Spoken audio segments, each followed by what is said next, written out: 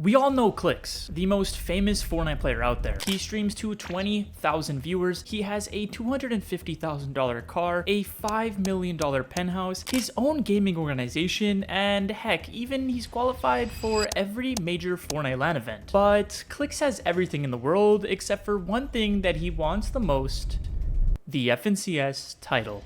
Out of all 23 FNCSs, how has Clix not been able to win a single one, and why do I think he probably never will? Well, to answer those questions, we have to take a deep dive into Clix's humble beginnings to see what caused this. And make sure you guys stick around to the end of the video because this FNCS pretty much answered the questions. Clix Cody Conrad took the Fortnite scene by storm back in World Cup in 2019 at just 13 years old. He qualified for the Fortnite World Cup a total of 5 times. Everyone was talking about this up-and-coming kid, and he blew up on YouTube and Twitch. At the time, he was averaging 100 viewers on Twitch, but after the World Cup, he blew up to around 15,000 average viewers at his peak, and on average 5,000 viewers. With the prize pool of World Cup being massive and Clix's Twitch breakthrough, Clix had to make a decision to either become a competitive Fortnite player or take his chances as a streamer with his recent success. And well, he chose both. He earned over $150,000 from the World Cup finals, which is a lot of money.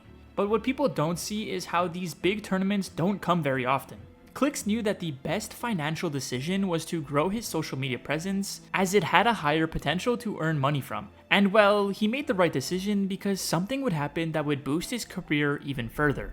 March 2020, the lockdown happened because of the one sickness that I cannot name or else this video will get demonetized, but this meant everyone was home and more people wanted to hop on Twitch to watch people play Fortnite. Well, long story short, Clix was so good at Fortnite and he streamed for almost 8 hours a day, so people decided to hop in his streams and everyone loved him. He was good at Fortnite, he was funny, and most importantly, he was always live. He started to average on some days 40,000 viewers, and well, the Fortnite prize pool slowly started to decrease during this time. Clix was making way more money than whatever the prize pools could ever offer, so he would keep streaming daily and wheel in the cash every single day. But there was only one problem about this. Being a massive streamer puts you at a massive disadvantage that all the pro players know of, and it's a big factor to why you don't see many tier 1 pro players streaming tournaments. From the stream sniping to intentionally griefing or the nerves it puts onto the streamer, streaming is something that is taboo in the pro Fortnite scene. And well, this showed.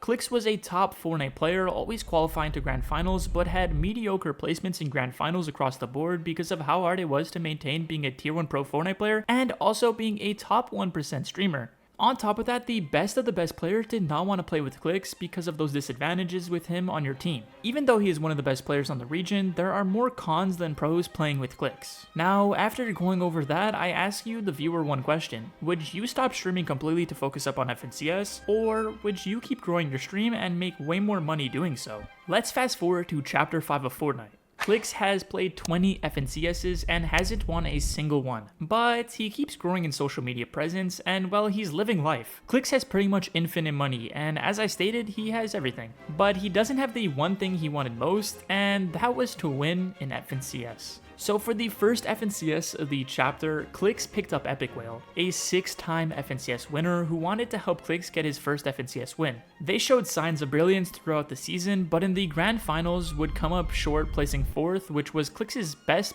FNCS placement to date. In the next season, they played again, but well, Peterbot dominated the season and Clix stood no chance. Clix and Epic Whale split up after grand finals, and in Chapter 5, Season 3, the best Fortnite player from Europe would make the trip to NA to play with Clix in hopes to win Clix his first FNCS title. Harry Vino Pearson is a professional Fortnite player from the United Kingdom. He is probably a top 3 Fortnite player at the moment and has been for the last 2 years. He broke out onto the scene in the Solo All-Stars, placing 2nd, earning him $120,000. Since then, he has won 2 FNCS titles, one with the World Cup Duos winner Aqua and the other with a 3 times FNCS winner Queasy. Not only that, he would place 2nd at the Global Championship in 2021, and while it was safe to say Vino is one of Fortnite's best fighters of all time. But why would Vino want to play with Clix? Well, Vino was teamed up with Tayson, who some may say is the GOAT of Fortnite. But they did terrible in the last 2 FNCSs, placing 15th in both. And well, when Clix calls, not even Vino could resist to play with him. This FNCS, 10 teams qualify for the Global Championship at the end of the year in Fort Worth, and neither Clix or Vino were qualified for it. So their main goal was to win FNCS, but if they didn't, at the very least qualify for Fort Worth. Now throughout the season, they were looking very good, placing high in a bunch of events, but sometimes they had some issues between each other. They had easily made grand finals, and with their form from earlier on in the season, people had them as favorites to win this FNCS. So it was time to prove everyone wrong and win FNCS for the first time in his career. And well, they would go on to go crazy. They placed top 10 in 3 of their games and averaged 5 eliminations per game. This in a grand finals was insane. At the end of day 1 of grand finals, Clix and Vino would finish in first place. And this was the first time Clix was in the driver's seat going into a day 2 of FNCS grand finals. But I wanted to highlight Vino's performance so far in grands. He had the most solo eliminations out of anyone in grand finals and was single-handedly grabbing the FNCS title, as he was not only IGLing, but he was also a great fragger.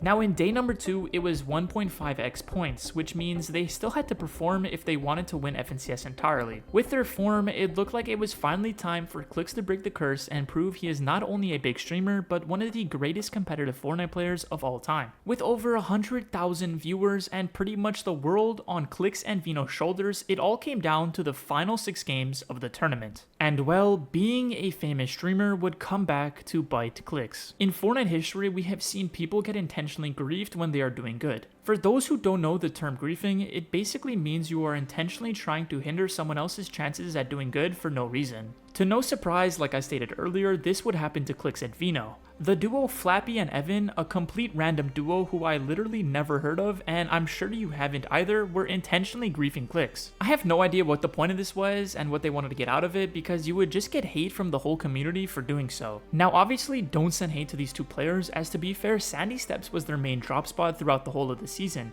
But in day 1 of grands, they didn't land there, and what everyone is mad about is the fact that they were in dead last when Clix was in first. They decided to switch drops to land on Clix and grief him. Now, this isn't speculation, as this Flappy kid was even seen multiple times on Twitter yapping about landing on Clix, saying things like, "Here, I'm not landing on anyone, landing on my spot, and we'll see who's better, good luck Clix." Or when he said this, I mean, it doesn't even make sense, he's not even speaking English, but you can read that on screen and try to make sense of it. Anyway, this kid Flappy is a known stream sniper, so he's basically doing this all for attention. I want to make it very clear to you guys watching the video that this isn't them trying to do some secret strategy to do good. They are literally making it their one goal to stop Clix from doing good. Throughout the games, Flappy and Evan would steal loot, sneak up on Clix, and even break the vending machines that they knew Clix and Vino would go for extra loot. And when you are in an FNCS race with Peterbot and Pollo, any small mistake would put you miles behind them. So even though they didn't get eliminated by the griefers, it would put them off their loot routes and rotations, causing them to go down early in numerous games. Peterbot and Pollo would run away with the FNCS, and Clix would be left once again with a 4th place. Just one day later, Evan and Flappy would actually get banned for Epic Games for harassment,